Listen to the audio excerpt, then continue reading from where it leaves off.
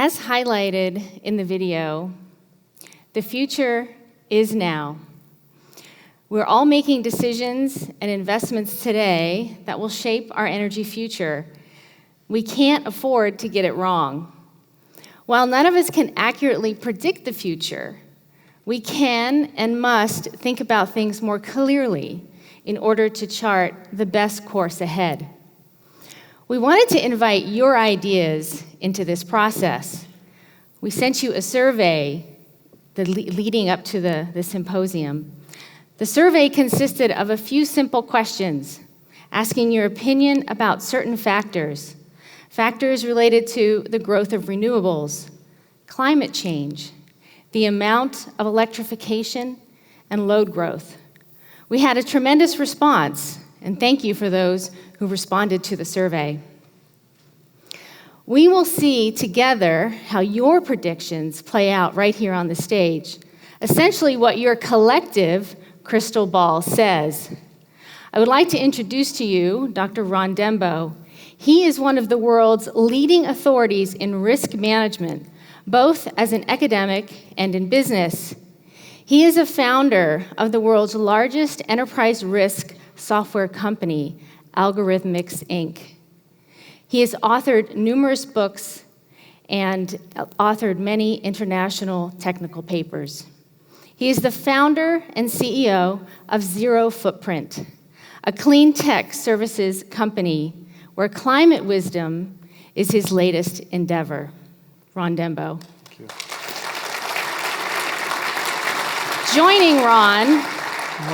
Joining Ron is the ISO's own VP of Market Quality and Renewable Integration, Mark Rothleder.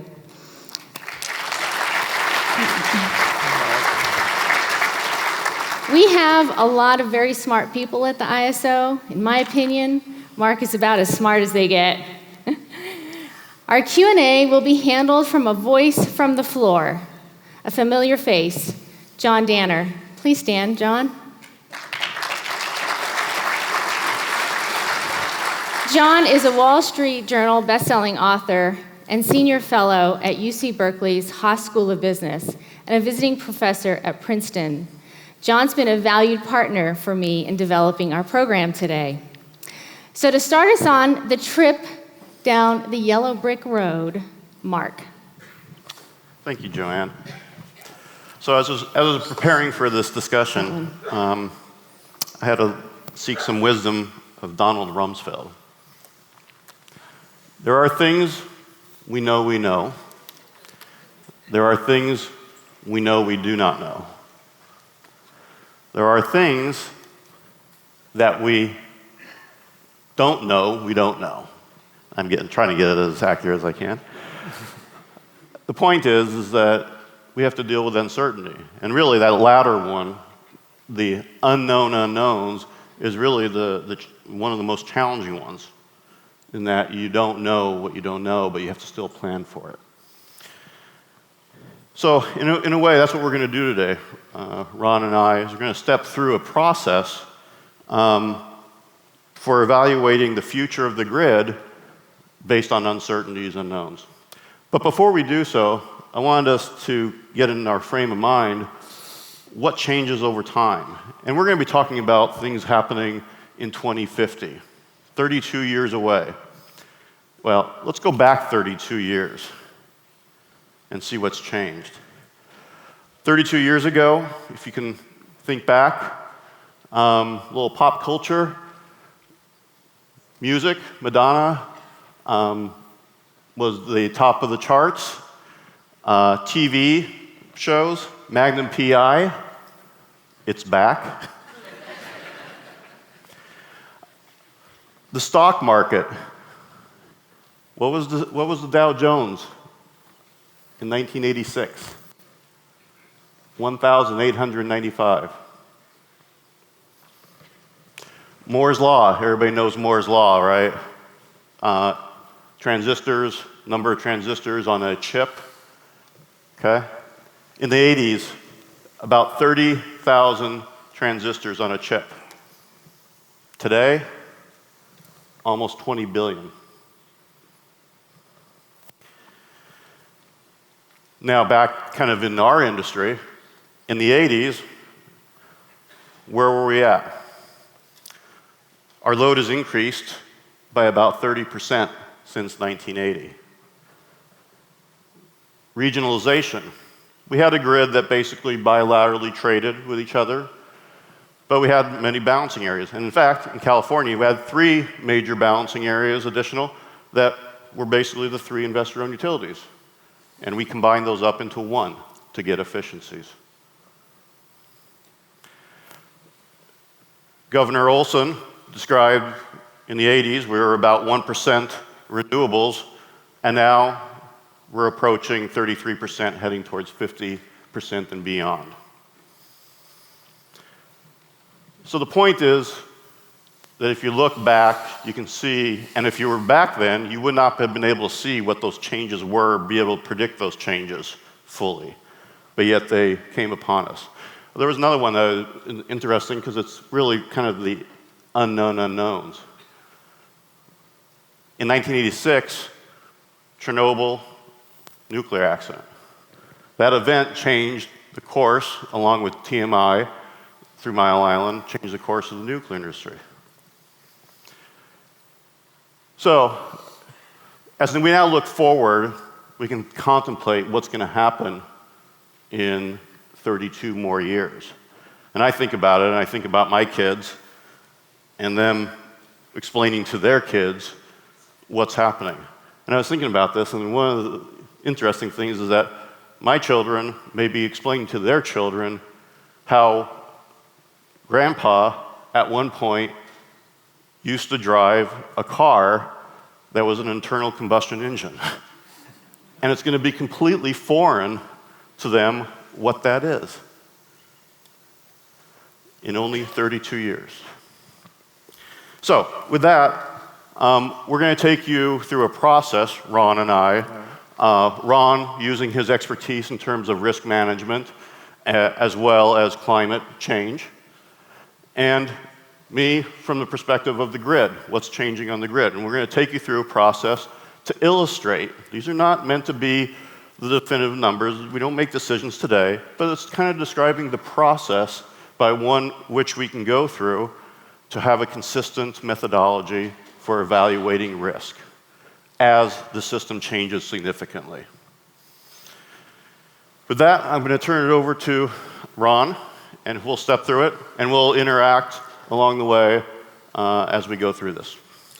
Well, thank you, Mark, and thank you, Joanne, as well, for organizing this wonderful meeting. Many of you in this audience make decisions every day that involve huge amounts of money, huge numbers of people, and potential risk. These bets that you're taking, I mean, then they're bets at some point because you have to do something. You have to decide. These bets are often not totally known. Understanding what bets you're taking is actually synonymous with understanding your risk. So how do you get there? How do you look at some decision that you've just taken, some strategy that you've adopted, and understand what risk is involved or what bets have been taken? And as you're going to see, and it's often the case that we don't know what those bets are. Underlying any risk and any betting that you make is a group of scenarios which often are not explicitly defined. So to enable any risk calculation, you need to somehow project stories into the future, scenarios, against which you can measure how well you might do and how well you might, and how poorly you might do as well. So these scenarios become the absolute essence behind any bet understanding and any risk management. So we're very good, I think, at planning for scenarios, but I wonder how many of you take these scenarios into account when you're actually doing strategy, when you're actually planning your strategy, and when actually you're managing your strategy. So it's one thing to take a bet, it's another to manage the risk of that bet. And what we're going to talk about today is how you might generate really good scenarios, often scenarios that humans would not come up with. How you might do that, and how you might do it in effect in a consistent manner across all the ISOs that are represented here. So let's start this process by trying to understand some factors that might affect the risk that we're taking. Now, what we're going to do here is a demonstration of this methodology. So the number of factors I'm going to look at will be a small subset, potentially, of what the factors we look at in a real sort of exercise. But they'll give you the sense of what you might do in an exercise that's much more real. So the four factors, we spent a lot of time, and thank you for your patience, Mark and Joanne. We spent a lot of time trying to narrow things down to four factors. And in this case, we said we can capture a lot by looking at temperature, renewables, how well the regional grid might be doing, and how much the load will grow. So factor one that we're going to look at is temperature. The temperature in California is going to have quite a big impact, and I'll get to that in a second. The second factor is renewables. California has stated that by 2048 it will be 100% renewable. Well, I mean, there's some risk in achieving that, but there's also some potential that we'll overachieve. The regional grid is a tremendous way of managing risk and managing uncertainty. And if that grid grows and is well managed, we can actually mitigate much of the risk. And finally, the load is going to grow, but in funny ways. There are products guaranteed by 2050 that we don't know about now, that we have no clue about now, that will consume a lot of electricity. What are they, and how can we plan for them? So let's take temperature in 2050. Well, many of you might have read about the IPCC report and how the world is on track to a 3-degree world, an average of 3-degree rise. Well, that's very, very significant for California. California is really almost in an epicenter of climate change. So what can high expected temperatures mean for California? Well, it can mean more AC load. I mean, you need more air conditioning. It's pretty straightforward. But what happens when the temperature rises, the solar that you have in place actually becomes less efficient. And to get the same load, to get the same generation, you would have to generate more. You'd need more capacity. The other thing that happens is when the temperature rises, more moisture can be contained in the air, and the storms become more powerful. Also, it can get more dry. And we've seen what can happen when things get dry and the wind blows. So you get more fires, and not only more fires, but more severe fires. And finally, health effects. When, if you look at the fires from space, you would understand how much health was affected by those fires. So here's a view. This comes from, I think, the California Energy Commission, of what California might expect. So on the low end of the scale, we expect something like a 3 to 5 degree rise. I mean, a town like Sacramento will have double the number of hot days in 2050 than it has today. But more seriously, the snowpack will not be there. I mean, 30 to 60% of the snowpack that exists today will not be there. We'll have a sea level rise, which could affect a lot of the infrastructure. And electricity demand clearly will increase, and so will the increase the risk of wildfires increase. In the medium range which is probably much more likely than the lower end, you see something like a 70 to 80% loss in the Sierra snowpack and a 22-inch rise in sea level. And the best estimate we have is something like a 55% increase in wildfires. So these are incredibly serious. If you listen to the IPCC report, and if we don't do much in the world outside of California's control, we might be in this scenario, which is a 10-degree rise on average in California, 90% loss in Sierra snowpack, and 30 inches of sea level rise. So temperature is a very big factor. The relative cost for renewables is a big factor. Imagine renewables go down as they have gone in cost according to Moore's law. There's a lot of research now in solar, for example, that could vastly reduce the cost of solar.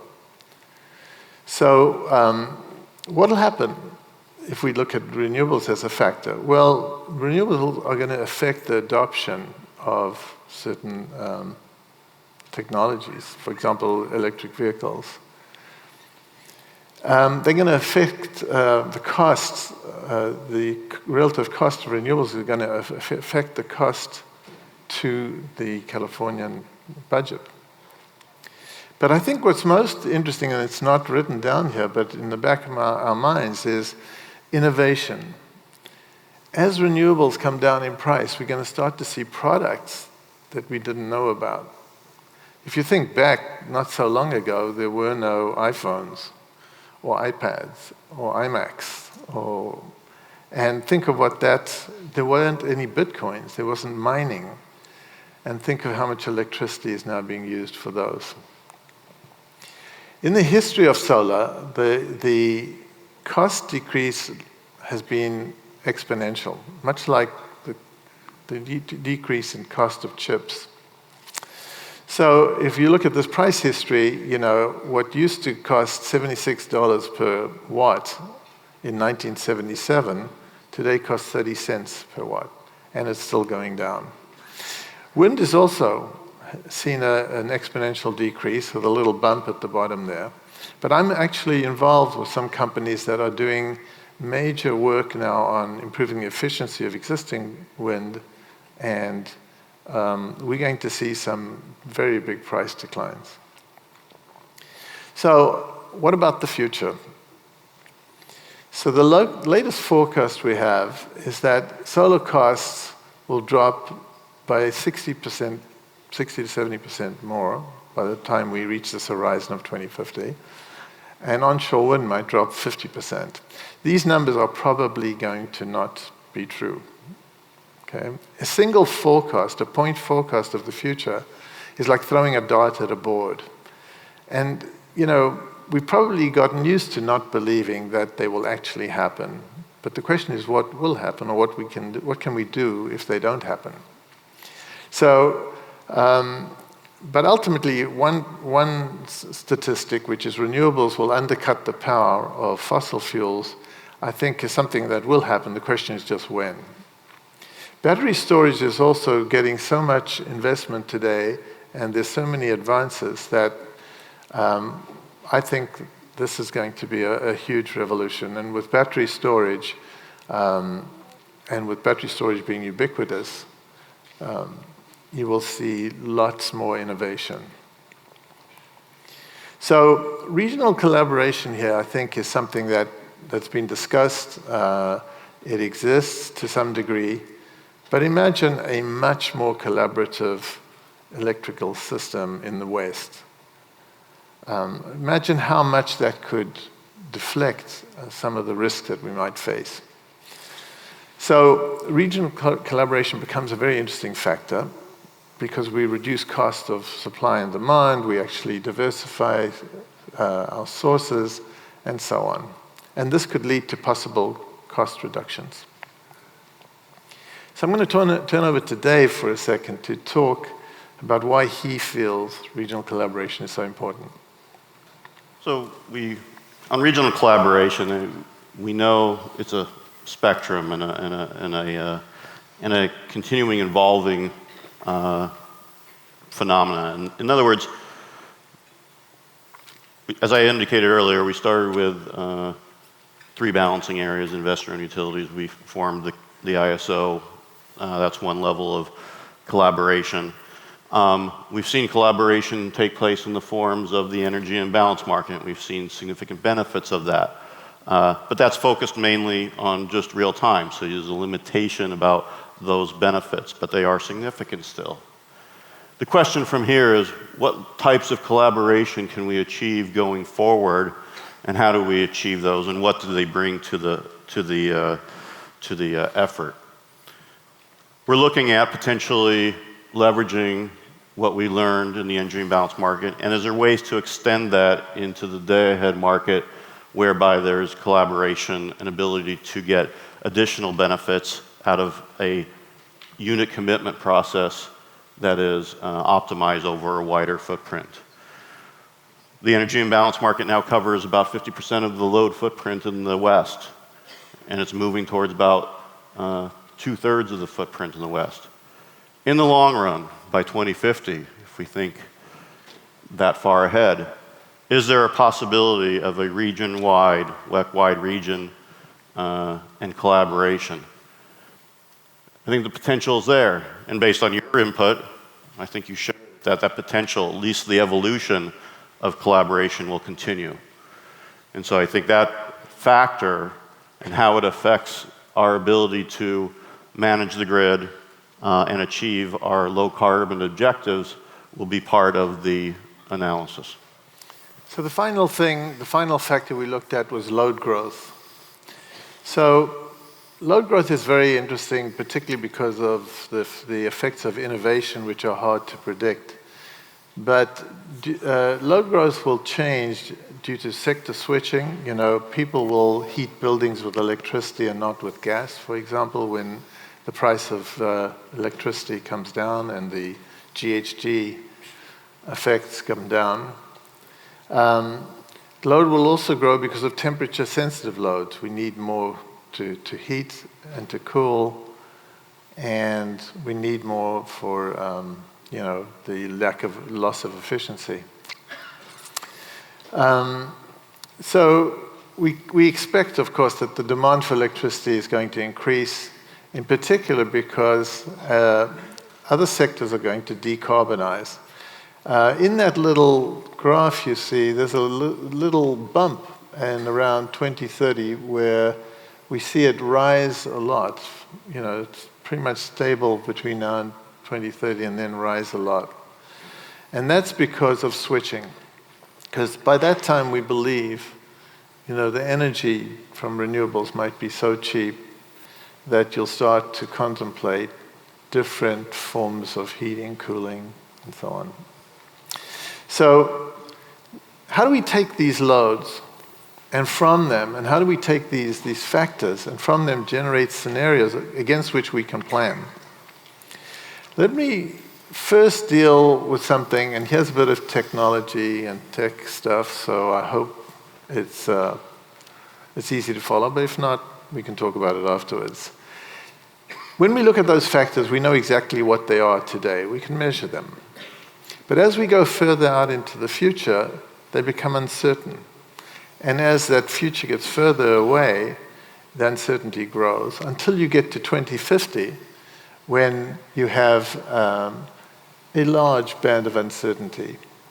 But if we were to look at that, the uncertainty is concentrated in certain parts. There's more frequently on the lower end of that graph. So that uncertainty is represented by a distribution. It's called a probability distribution, and we are going to focus on those. So how do we actually get to these distributions? You can't use the past here and some simple model to get to the distribution. You can't assume the world is normal. I'm going to do some Monte Carlo sampling and bingo, out will come a distribution. It'll be meaningless. So we need to make use of something that we haven't really used before, and that is the wisdom that resides in the heads of all the people out there who actually on a day-to-day basis manage electricity. So we went out to the wisdom of this crowd. And for those of you who voted, or actually did the poll that we sent out, and that's a good 25% of you, which, thank you, that's a big sample. We want to thank you for that. For the people who didn't vote, it's just like not voting in an election. You don't get to get your say, your word in. So to those people, next time I'm sure you'll vote. But this is the distribution that we got when we asked the questions. The studies in 2050 indicate that temperature would rise approximately by 4 degrees on average. What do you think the temperature might be? And we got this very wide range. But one of the things that this shows is on average, people... I think it's because they're going to turn your mic on. Sorry. I can throw this too, actually. It's pretty heavy. Anyway,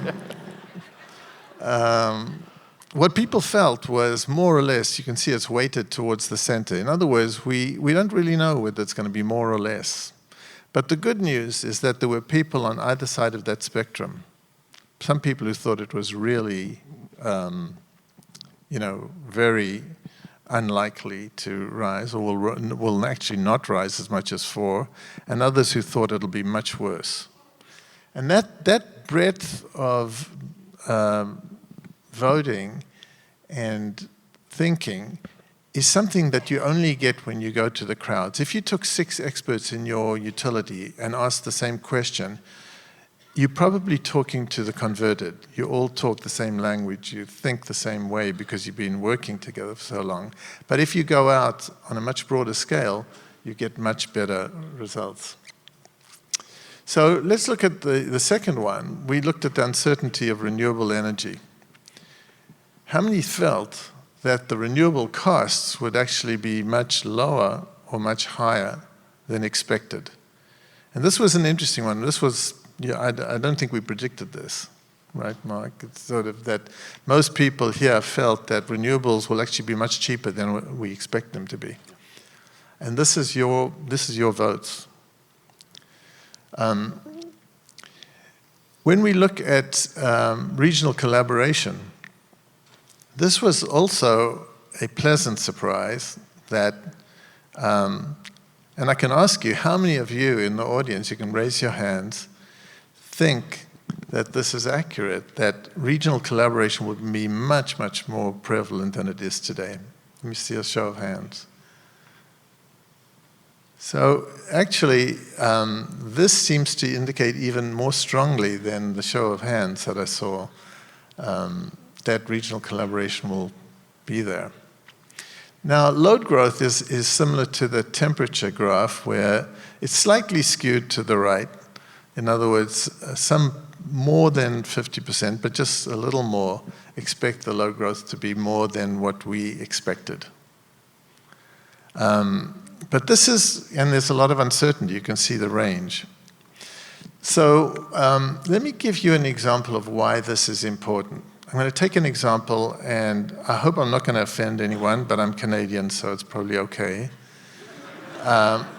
It's a real case in California, and it could happen to any utility. So the utility in question here, who I won't mention, but I'm not pointing a finger at them, but any utility could go through this problem. And it's a problem called fire. So there was a big fire, and imagine it's 2 years ago, and you're sitting on the board of a very large utility in California, and you ask your people to give you an assessment of what risks you face. What are the bets we're taking? Okay, they go off into the woods, and one of the items that gets discussed is it possible for a fire to jump across an 8-lane highway? And, the 8 people internally who sit around the table say, nah, it's never happened in California. But the people who go out and get the wisdom of the crowds and go over to France and talk to people in Provence to see, has it ever happened there, and so on, or Spain, start to get this could easily happen. It's not unlikely. It's not very likely, but it could happen. And that's the point of going out and getting this. Once you have that negative view, the naysayers, you are able to generate scenarios that include things that most people would omit, because we're pretty poor as humans in picking scenarios that are very bad, like the fire's going to jump across and really destroy part of Santa Rosa. So that's why this is important. Now we can take these scenarios and we can take these distributions and we can develop a tree of scenarios. What's a tree? We need to be able to look at the combinations of these factors, because they don't just occur in isolation. You might have high temperature and load growth, or you might have high temperature and regionalization, and so on.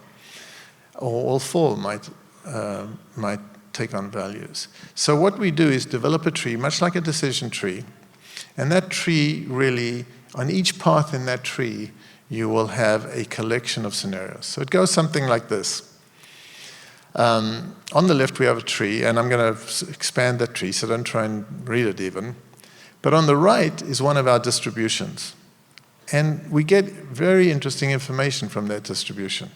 You can see to the right of expected is a big green blob. So there's more probability that we'll see upward movements in this example than downward, because it's only a little. But the importance, as I did with that previous example, is that you do have some people who don't believe the status.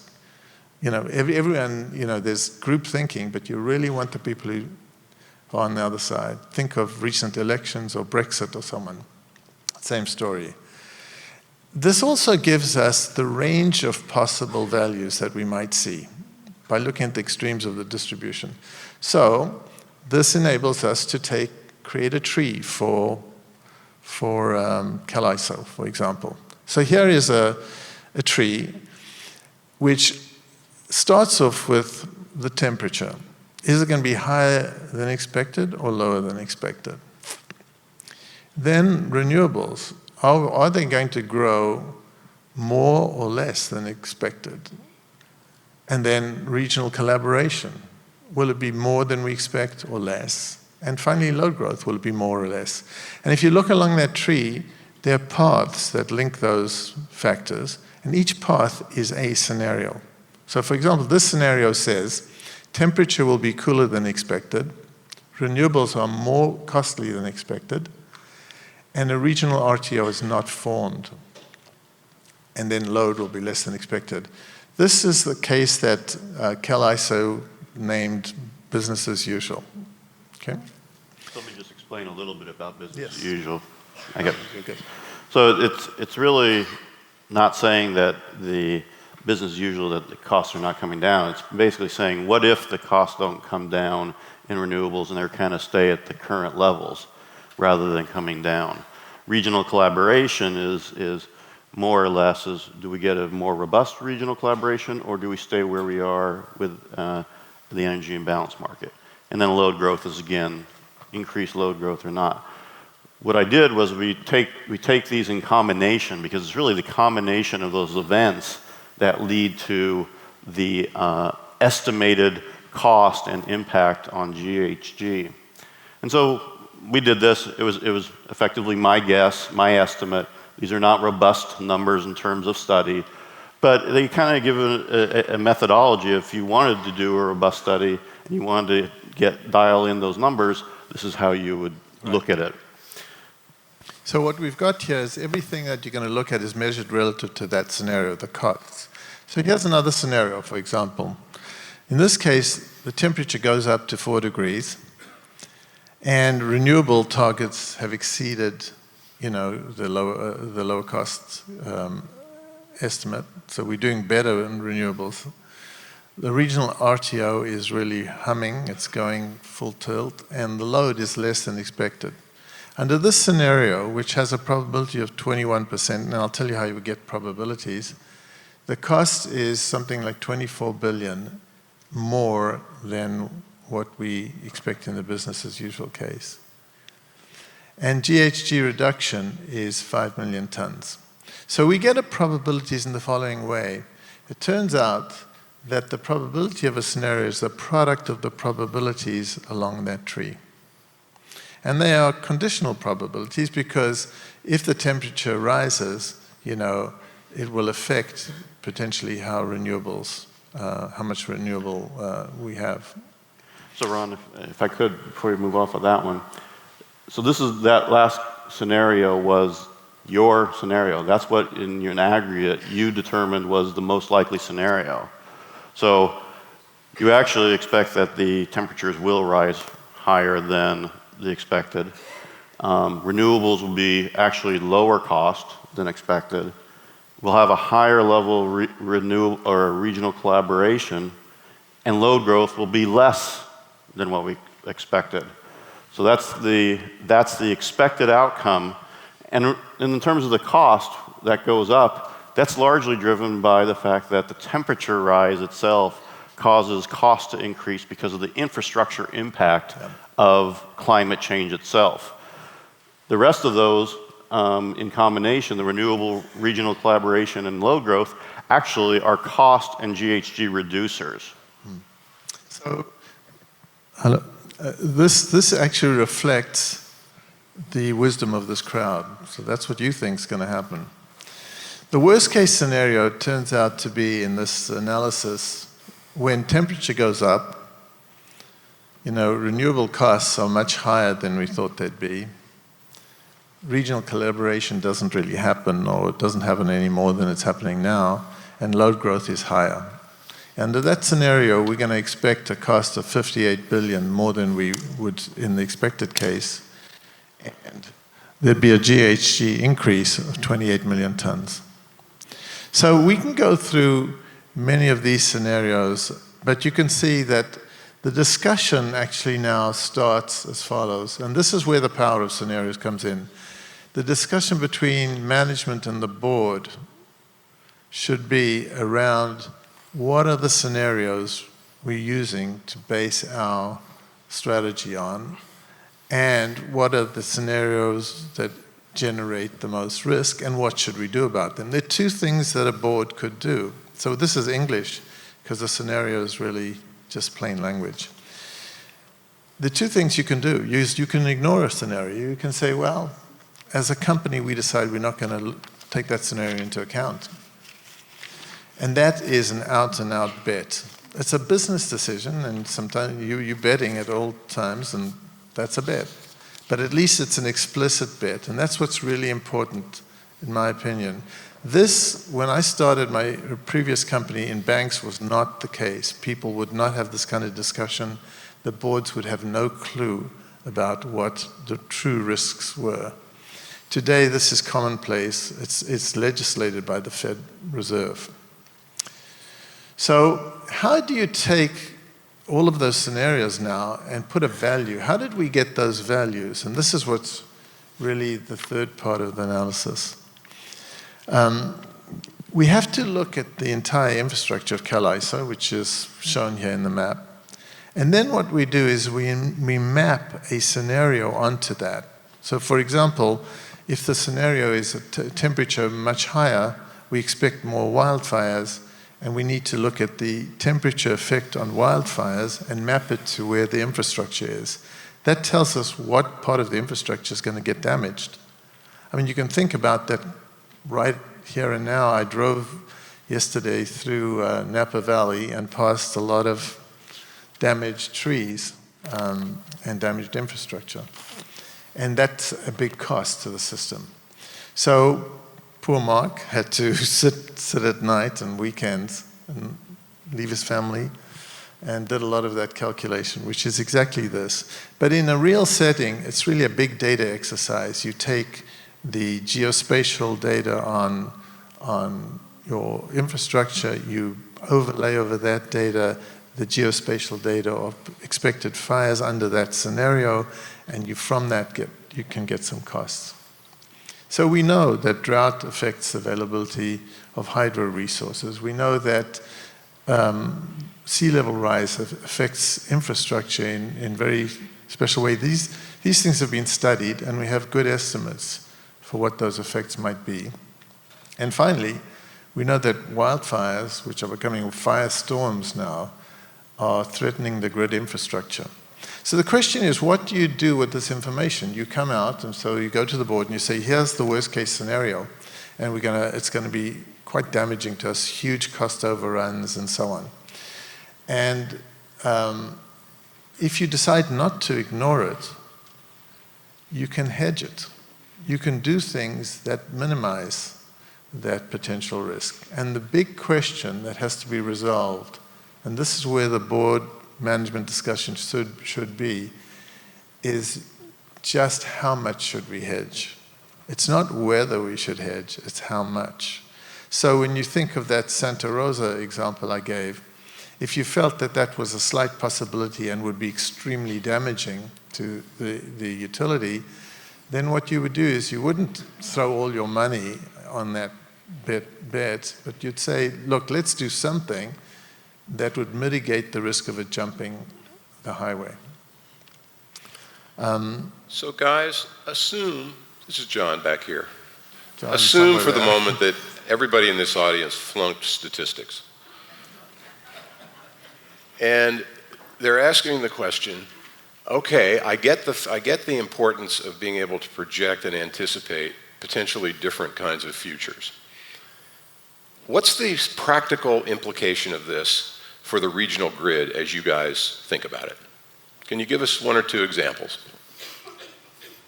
So I think from beyond just the regional grid, I'll get to that, but I think from an overall perspective, what I think this illustrates is that some combination of adoption, low carbon grid adoption, and being prepared to adapt based on your assessment of that risk of change is kind of the combination of things that need to happen.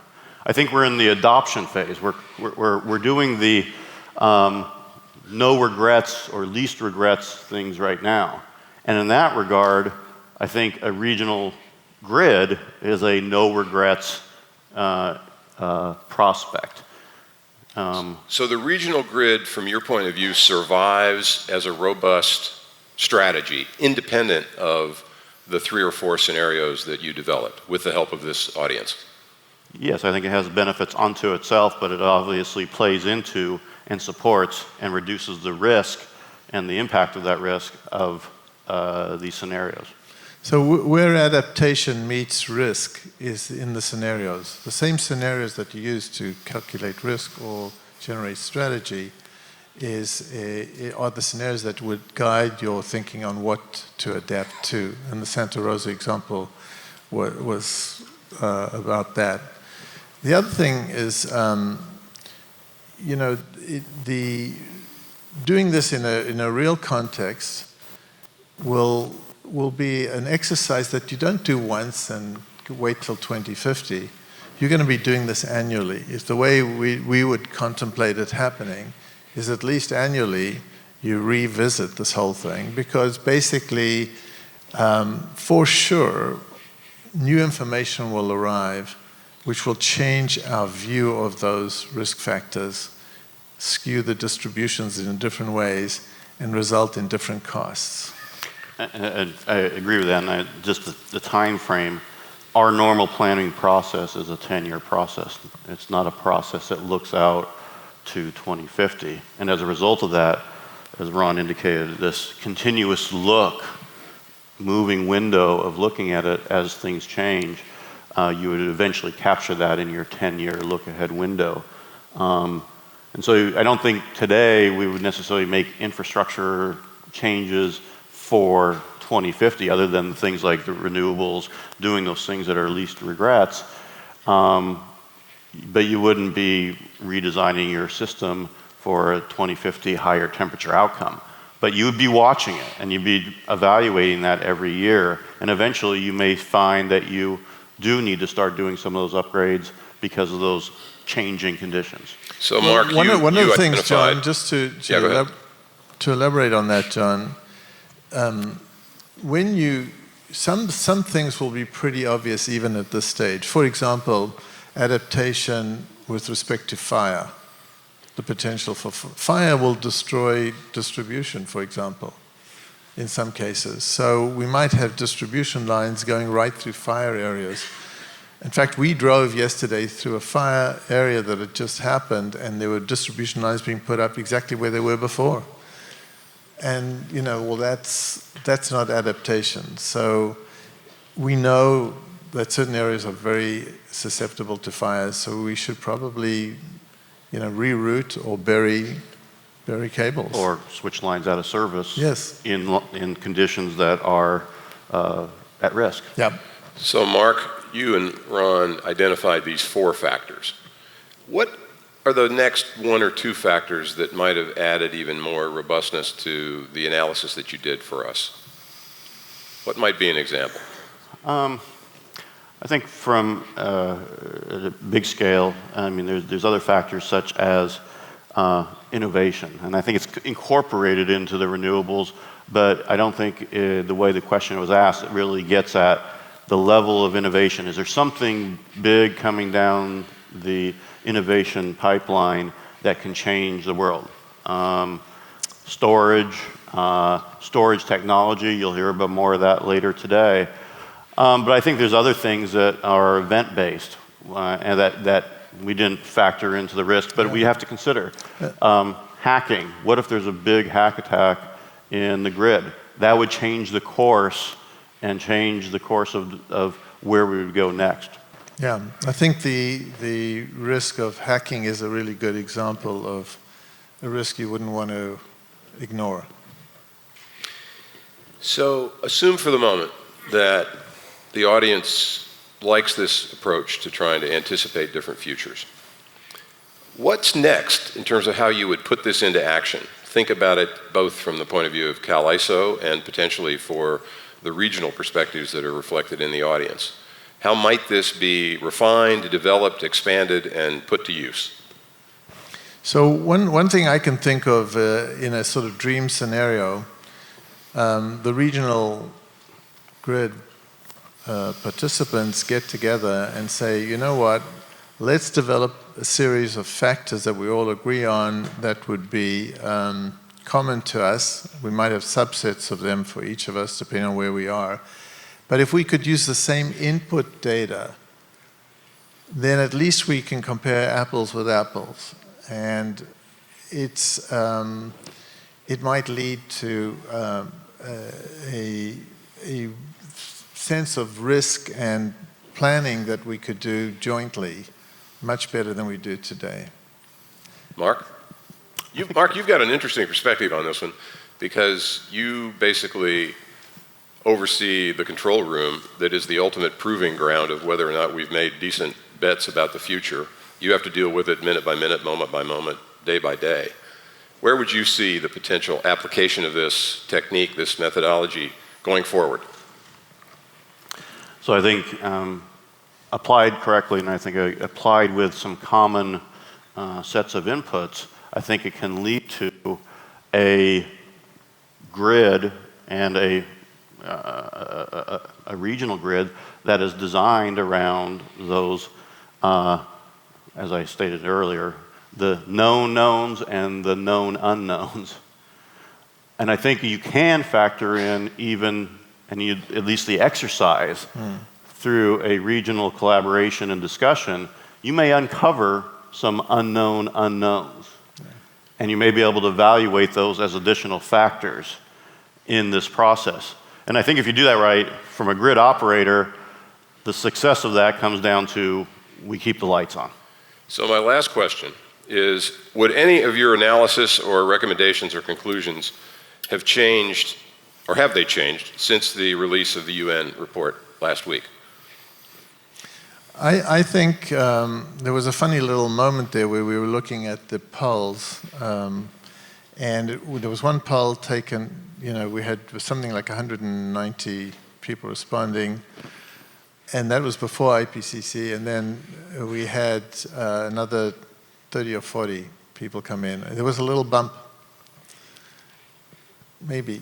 But I do think it has definitely influenced the people out there. I get people coming up to me who, not normally people who would think about climate change, really being affected by that report. It's really the collective view of science at this moment.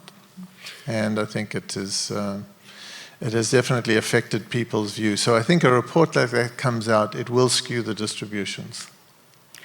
I thought that report was extremely timely in terms of what we were doing in developing this discussion. And I think it highlighted for me the real importance that climate change is occurring. It's here. And frankly speaking, even with everything that we can do at our level, this thing has a certain amount of inertia. And that inertia is going to result in the potential, the strong potential, of overshooting the temperature targets in a time frame that's potentially in my lifetime, certainly my kids' lifetime. And the importance of that, I think, struck me that says, one, we got to continue to adopt, and then we got to continue to see when and how we need to adapt to those new world conditions. I think one of the good bits of news... Hold on, because Joanne's going to be very, very protective of the networking time that we've got. Yeah, and I can see her lurking behind you. I'm assuming that the two of you guys will be happy to spend some time during breaks as you're here for anybody to follow up with you individually or together about their questions about how they might be able to use this, what the implications are of what you've presented. But before that, thank you to both of you. Stay here.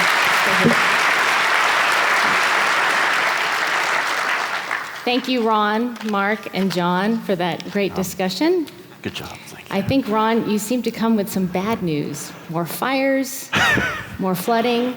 I'm trying to look at the bright side. Maybe I'll have beachfront property someday. No, I think... It's funny, we never said it. This is risk mitigation and risk management. It's also opportunity It's also management. Opportunities. And the remember that. other thing is that there's good news in California. There are not many places that have committed to be 100% renewable. And we are, yes. So thank you. Thank you.